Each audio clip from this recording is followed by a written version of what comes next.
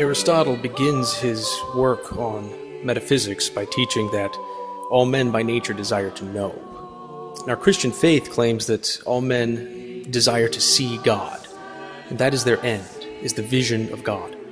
And the Dominican has at the heart of his spirituality the radical notion that these two realities are not entirely different. It can be summed up by the adage of St. Thomas: in order to love something, you have to know it first. So in order to love God, you have to first know God. And the more you grow in that knowledge, the hopefully deeper does your love grow as well. To study, if we look at the Latin, means to be eager or zealous for something. As Dominicans, we are eager for, we study the truth. Now, the truth that we as Dominicans study is the truth that unites our minds and our hearts to God, that conforms us to God. Study is one of the 9 ways of prayer of St. Dominic, and St. Dominic was unique in a sense because he incorporated, like no other order had to that point in history, study, specifically study into, in a sense, the contemplative life. Prayer is not an act of the appetite, but is an act of the intellect.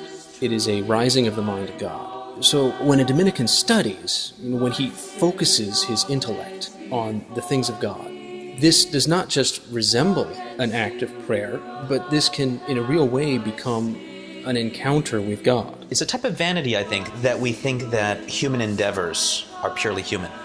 If God is truly the master of all things, if God is who we say he is, then he's the master of mathematics.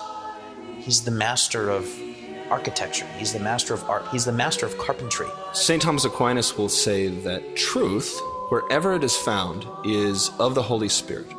So any human domain of inquiry, whether it's mathematics, or the hard sciences, or the social sciences, or history, or literature, can somehow come across truths that have been written into the fabric of creation by God, and therefore for the believer, and especially for the Dominican, can be avenues and paths to knowing more about God's character, and therefore loving him more. We can see any object of investigation, whether it be math or science, physics, Aristotle, theology, philosophy, mathematics, doesn't matter what it is. It could be music.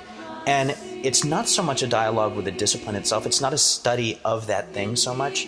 It reveals to us who God is. That's what studying's all about, trying to figure out, hey, God, what do you think about this? How does this fit into your grand scheme? Why on earth did you give us a leaf? What do all these little details on the bottom of a bug or whatever else tell us about you? That is the essence of the Dominican life, is no matter what we read, no matter what we do, no matter who we're talking to, no matter what information we take in, it's always returned to God.